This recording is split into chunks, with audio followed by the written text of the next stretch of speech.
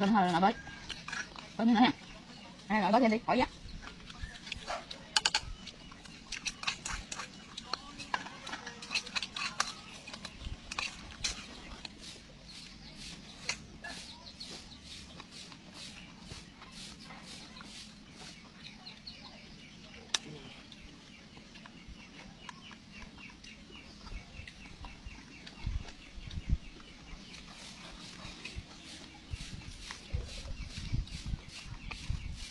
Cơm mình bỏ vào rồi. Đi bà. Đi hậu số 5. Huyết 50 lần một phút. Huyết áp thấp là khi thấy huyết áp tối đa nhỏ hơn 90. Huyết áp